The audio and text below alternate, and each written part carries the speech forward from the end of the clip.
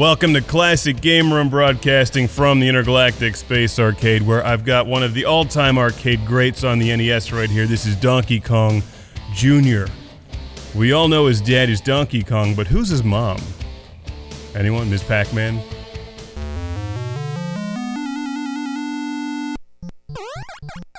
It's Donkey Kong Jr., and what's the first thing that you think I think of whenever I hear the word Junior?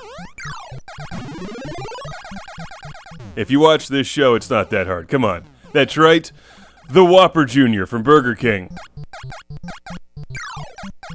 The Whopper Jr. is my favorite fast food hamburger. I prefer it over the original Whopper for a variety of reasons, none of which has anything at all to do with this game, except that I like Donkey Kong Jr. more than regular Donkey Kong.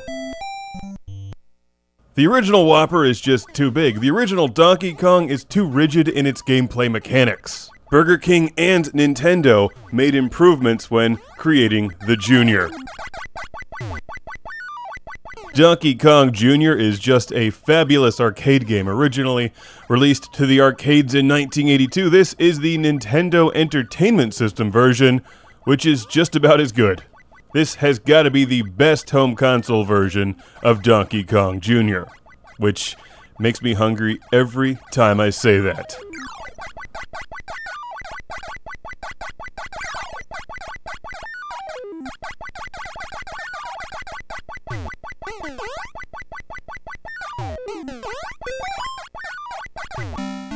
We should have a party every time I make it through that level, because that level is my nemesis. 9 times out of 10 I lose a life in this game, it's on that level. Usually from those damn birds. If only Donkey Kong Jr. could clear them out with a flamethrower beforehand. Flame broiled. Just like a Whopper Jr.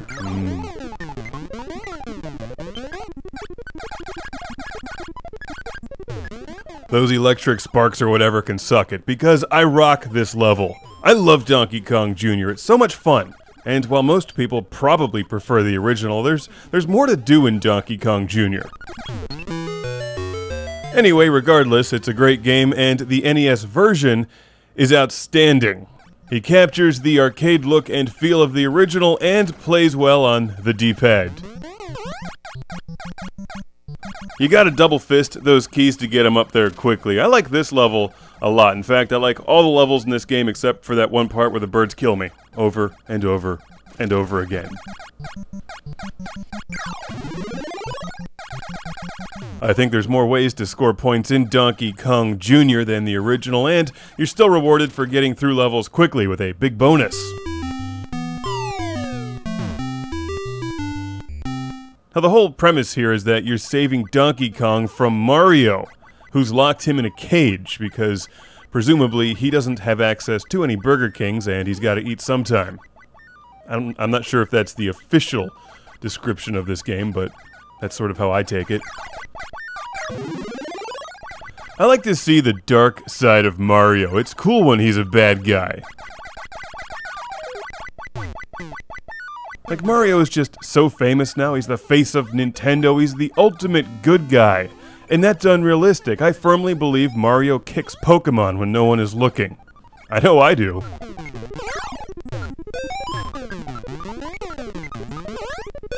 If you think about it, Mario isn't just being a bad guy in this game, like, oh, he's up to no good. No, Donkey Kong is locked in a cage, and Mario's trying to electrocute his son while his father watches. That's sadistic.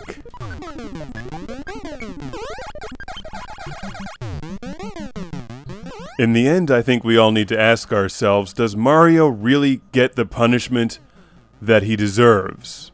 And I don't think so. He usually ends up with a mild concussion, but then he's back at it again. Let's go. Die, Donkey Kong Jr. I'm going to attack you with birds. That's not a very good guy thing to do, is it, Mario?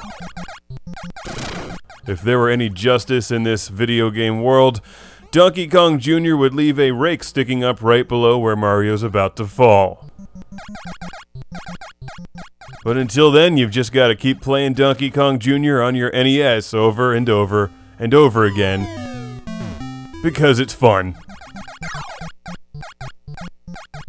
So here's a classic game room shout out and thank you to my homeboy Mark from Brooklyn, New York for sending this game to the show.